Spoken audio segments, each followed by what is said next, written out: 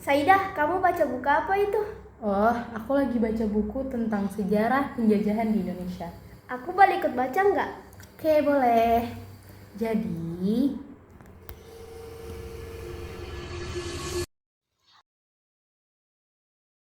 karena Raja Manuel berpikir bahwa India bukan pusat penghasil rempah-rempah, maka ia mengirim prajurit terkenal, yakni Alfonso de Albuquerque, untuk mencari dan mendapatkan pusat rempah-rempah. Keesokannya, Alfonso pun memulai perjalanannya untuk mencari pusat rempah-rempah yang berada di Selat Malaka. Dan sampai akhirnya pada tahun 1511, Alfonso sampai di Selat Malaka.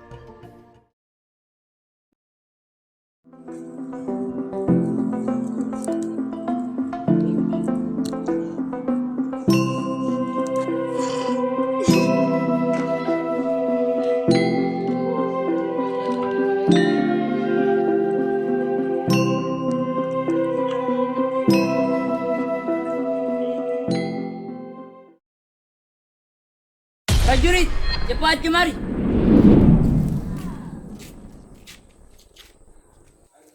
Hormat kami, ada apa raja memanggil kami? Tolong panggilkan perlaut bernama Alfonso dan bawa ke hadapan. Baiklah raja.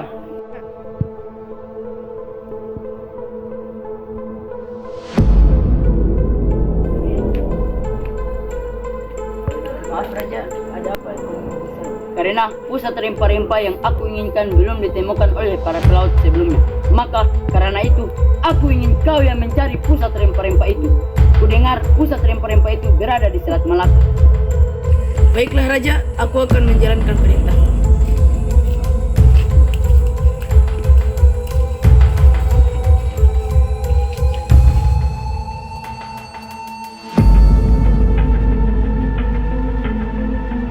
Jurid, akhirnya kita sudah sampai di pusat rempah-rempah di Selat Malaka ini. Iya kapten.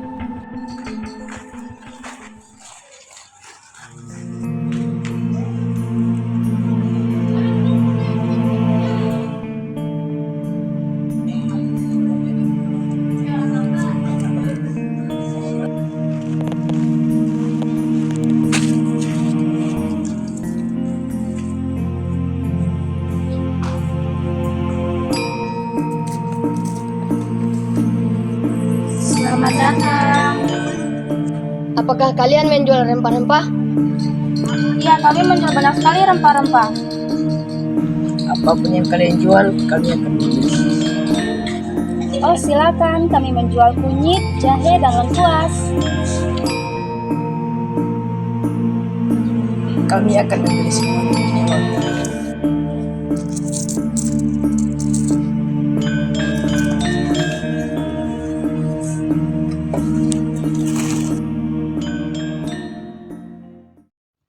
Ketika Alfonso dan prajurit tiba di Malaka, kedatangan mereka disambut baik oleh para orang pribumi.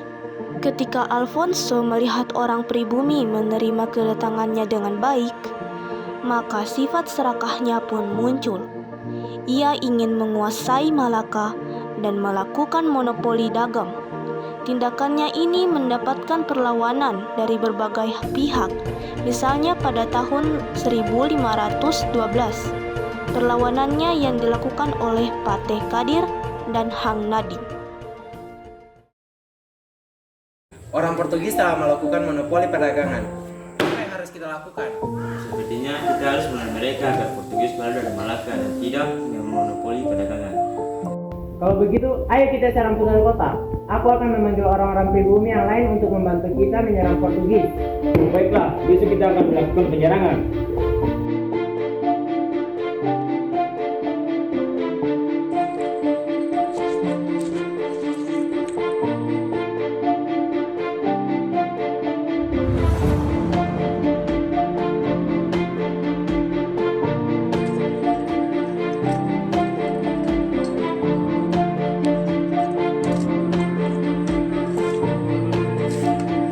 Pak, ada penyusup.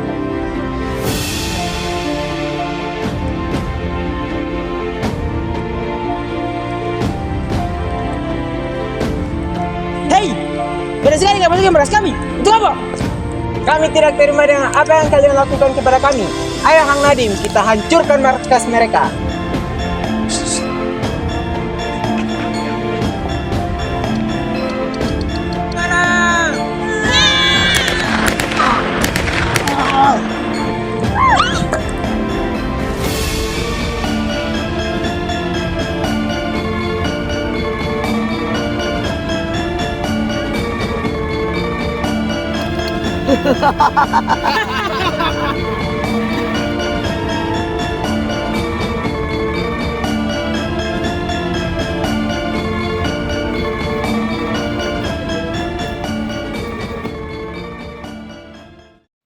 Ketika peperangan berlangsung, banyak orang pribumi yang gugur.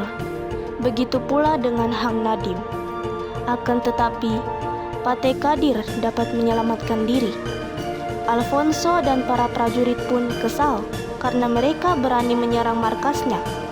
Oleh karena itu, Alfonso dan para prajurit pergi ke pasar untuk mengacak-acak dagangan orang pribumi. Karena Portugis memiliki senjata yang canggih, sehingga orang pribumi dengan mudahnya dapat dikalahkan dalam peperangan itu. Akhirnya, Portugis pun tetap berkoloni di Indonesia dan imperialisme. Pembentukan VOC Amsterdam 2 Maret 1602. VOC secara resmi didirikan di Ambon pada tahun 1602 dengan Gubernur Jenderal VOC pertama yang bernama Peter Both. Namun, tahun 1619, markas VOC dipindahkan ke Jayakarta karena sangat ramai. Sepertinya Ambon bukanlah wilayah yang strategis sebagai pusat perdagangan. Bagaimana jika dipindahkan ke Jayakarta? Benar Tuan, wilayah tersebut akan mendatangkan banyak keuntungan bagi kita. Jenderal, bagaimana nih kalau sudah makin merajalela banyak pegawai yang tertangkap? Kas kita juga semakin menipis. Jika kita bergantung pada VOC, kita akan bangkrut, Jenderal. Tidak bisa dibiarkan. Kita butuh pemerintahan baru yang sudah kita rencanakan.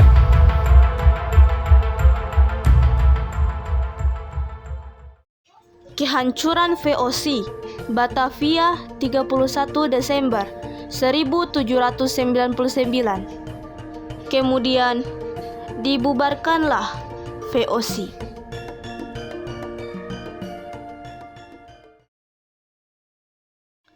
Awal mula tanam paksa Kerajaan Belanda tahun 1814.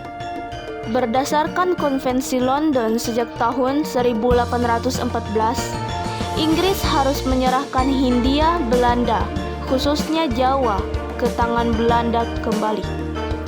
Dan pada saat itu, perekonomian Belanda sedang mengalami masa krisis. Maka seorang tokoh politik yang bernama Van den Bosch memberikan usulan kepada Raja William III tentang bagaimana caranya memperbaiki perekonomian Belanda. Kemudian di bawah kepemimpinan Van den Bosch diberlakukanlah sistem tanam paksa.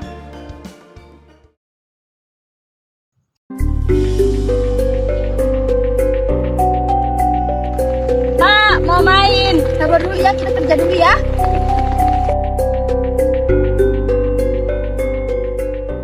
Semuanya, mulai sekarang kami berdua yang akan mengawasi kalian. Kerja, jangan malas. Serius, kerja.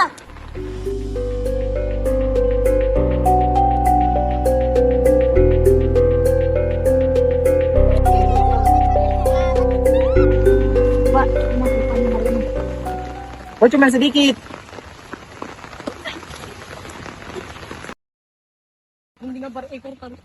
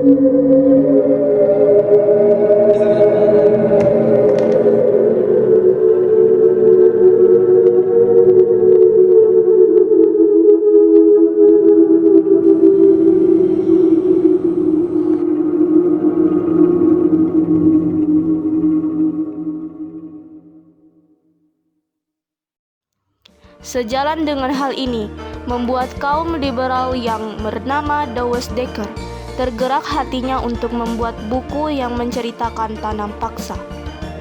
Di sisi lain, Van Deventer sebagai tokoh liberal Belanda, dia merasa bahwa tidak adil untuk rakyat pribumi dan harus mendapatkan timbal balik atas kerja kerasnya. Akhirnya, Van Deventer pun membuat sebuah buku berjudul Politik Etis yang menggerakkan hati kaum liberal lainnya.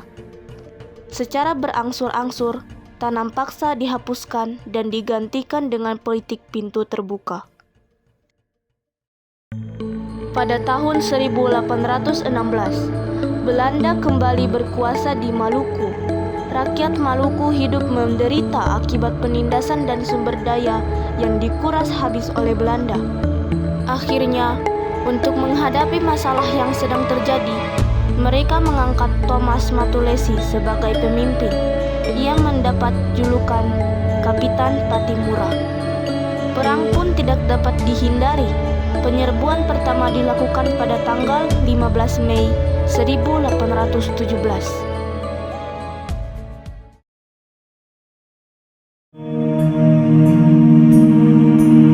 Hidup kita semakin saja ya. Benar. Generasi kita terus meneruskan. Semoga saja ada yang membantu kita. Semoga saja. Hei para rakyat Maluku, apa kalian ingin terus diam saja diperlakukan seperti ini oleh Belanda? Tidak, kami tidak terima. Iya, kami tidak terima. Pastinya kamu semua tidak ingin terus menderita.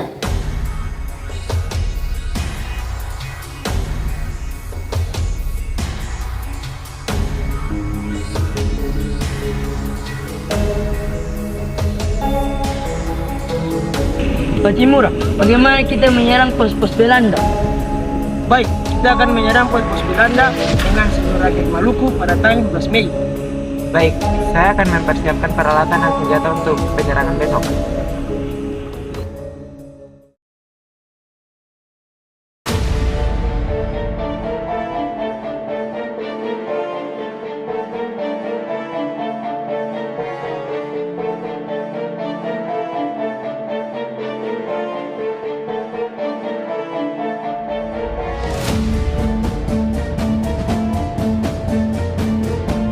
Patimura, benteng Durstede sudah digabung berbagai penjuru dengan pasukan yang sangat banyak. Aku memberimu dua pilihan. Pilihan pertama, engkau menyerahkan diri dan seluruh pasukanmu akan dibebaskan. Jika tidak, kau dan seluruh pasukanmu akan ditangkap di dalam benteng Durstede. Aku memberimu waktu 1 hari untuk menyerahkan diri. Jika kamu menolak, aku akan melakukan serang besar-besaran. Lalu selanjutnya bagaimana Patimura? Aku akan menyerahkan diri dan seluruh pasukan kita akan dibebaskan. Baiklah.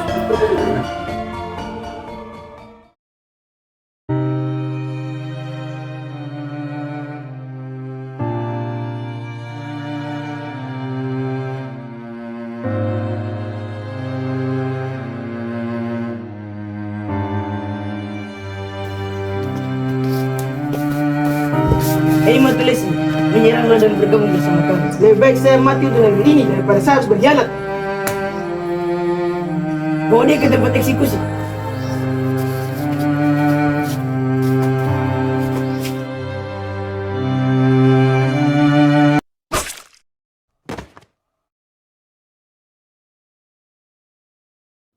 Kapitan Patimura dibawa 2 prajurit Belanda dan dieksekusi mati. Kalian pasti tidak asing dengan pepatah "bersatu kita teguh, bercerai kita runtuh", yang artinya jika berjuang bersama, maka kekuatan yang terbentuk akan semakin besar dan peluang keberhasilan akan menjadi lebih besar. Di masa penjajahan, hal ini menjadi titik balik bagi Indonesia dengan semangat kebangsaan sebagai pengikat perjuangan bersama setelah sebelumnya kegagalan terus dialami karena perlawanan yang bersifat kedaerahan. Tumbuhnya semangat kebangsaan ditandai dengan diadakannya Kongres Sumpah Pemuda pada tahun 1926 dan tahun 1928. Setidaknya ada 6 faktor yang melatar belakangi tumbuhnya semangat kebangsaan rakyat Indonesia, yaitu meliputi beberapa hal berikut. 1. Perluasan pendidikan. Pendidikan adalah investasi peradaban karena melalui pendidikan akan tertanamkan pengetahuan dan kesadaran nasionalisme bangsa Indonesia. Secara bertahap mulai pada abad 99, kesempatan memperoleh pendidikan bagi rakyat Indonesia semakin besar. Hal ini dipengaruhi kebijakan baru pemerintah Hindia Belanda melalui politik etis, politik balas budi. 2. Kegagalan perjuangan di berbagai daerah bangsa Indonesia.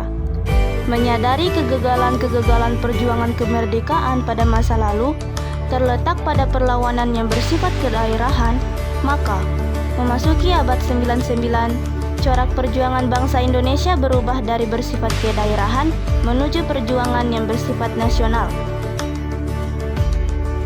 3. Rasa senasib sepenanggungan. Dengan berbagai kekalahan yang ditanggung rakyat Indonesia serta kekuasaan Belanda yang semakin meluas telah memunculkan perasaan yang sama, yaitu pihak yang terjajah. Dengan timbulnya perasaan itu, kemudian ditambah dengan wawasan yang semakin luas, masyarakat Indonesia kemudian bersatu dan membentuk sebuah perkumpulan. 4. Perkembangan organisasi etnis, kedaerahan, dan keagamaan. Munculnya organisasi-organisasi yang bersifat kedaerahan dan keagamaan menjadi perintis munculnya organisasi pergerakan nasional. Sebelum adanya Kongres Pemuda, banyak masyarakat yang memiliki latar belakang yang sama mengikatkan diri dalam organisasi. Contohnya, Serikat Pasundan yang berisi orang Sunda, Jong Selebes yang berisi orang Sulawesi, serta Muda Kristen Jawi dan Muhammadiyah yang berisi orang-orang dengan latar belakang agama yang sama. 5. Berkembangnya berbagai paham baru. Paham-paham baru seperti pan-islamisme, nasionalisme, liberalisme, sosialisme, dan demokrasi menjadi salah satu pendorong pergerakan nasional Indonesia. 6. Berbagai peristiwa dan pengaruh dari luar negeri. Semangat kebangsaan juga tumbuh akibat berbagai peristiwa besar yang terjadi di luar negeri. Kekalahan Rusia oleh Jepang pada tahun 1905 telah menginspirasi bangsa-bangsa di Asia bahwa orang Asia juga bisa mengalahkan bangsa Eropa.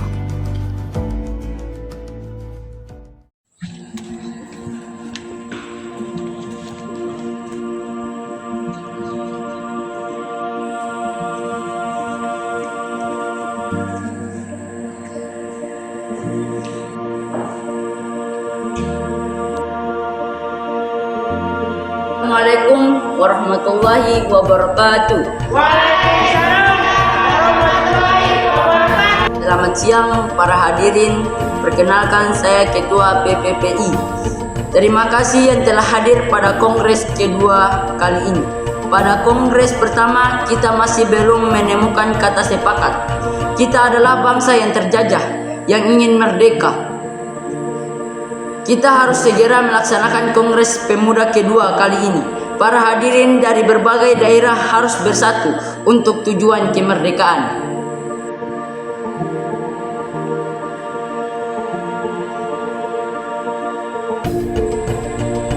Saya selaku perwakilan dari Jong Sumatera setuju atas adanya persatuan ini.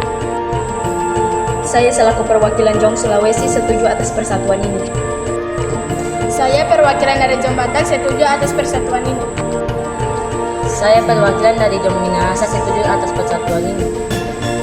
Ane sebagai perwakilan dari Jong Betawi mengaku setuju dengan persatuan pemuda ini. Kita sebagai perwakilan Jong Ambon setuju atas persatuan ini.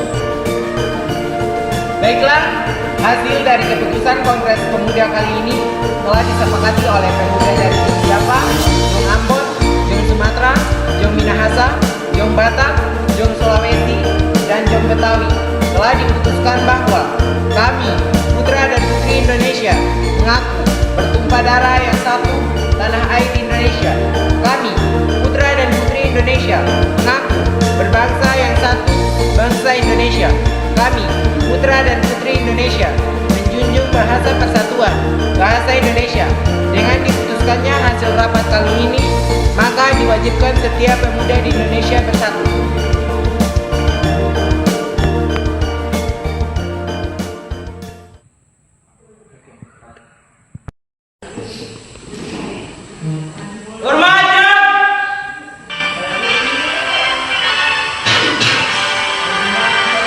Indonesia tanah airku, tanah tumpah darahku.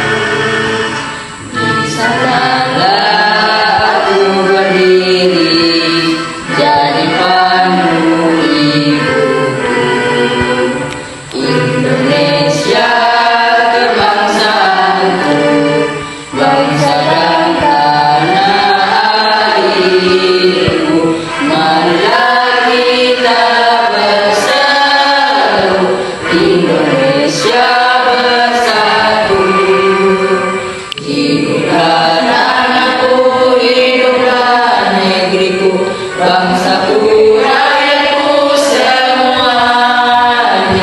Bangunlah jiwanya, bangunlah badannya untuk Indonesia Raya. Indonesia Raya, merdeka, merdeka, tanahku, negeriku yang ku cinta. Indonesia Raya, merdeka, merdeka, hiduplah Indonesia Raya.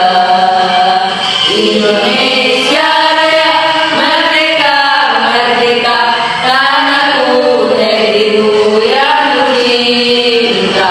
Indonesia Raya, merdeka, merdeka, hiduplah Indonesia Raya.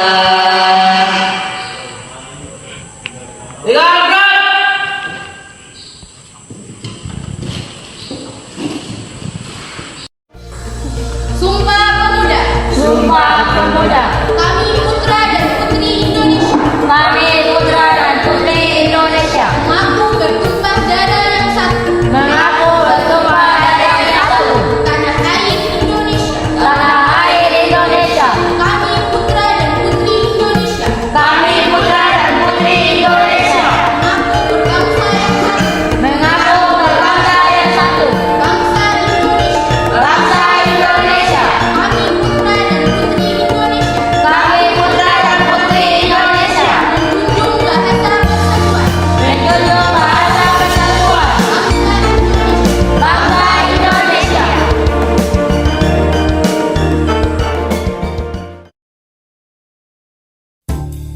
Indonesia mempunyai berbagai organisasi pergerakan pada masa pendudukan Jepang.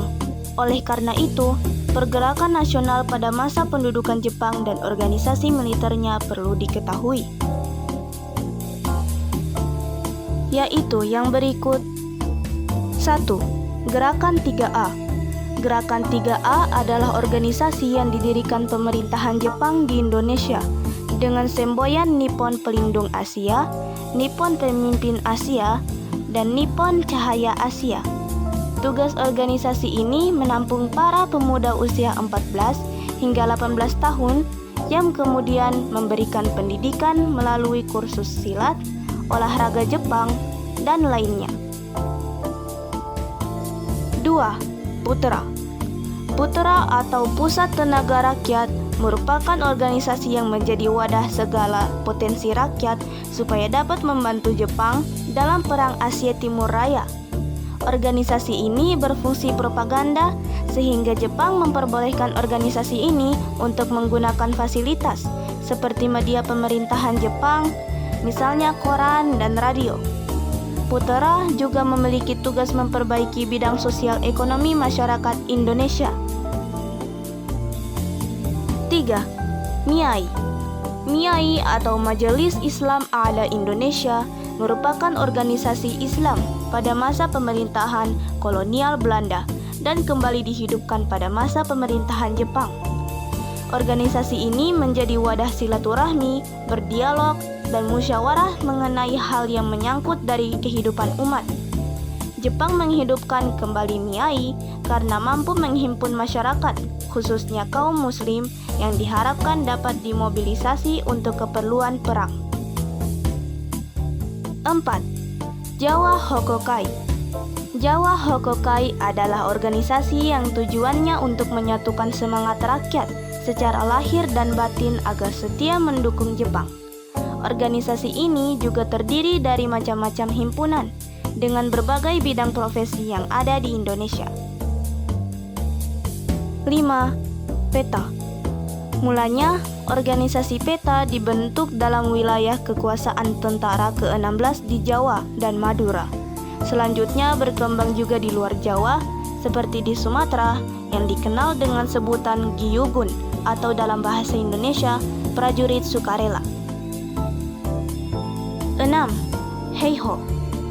Heiho merupakan organisasi militer yang resmi dan menjadi bagian dari ketentaraan Jepang.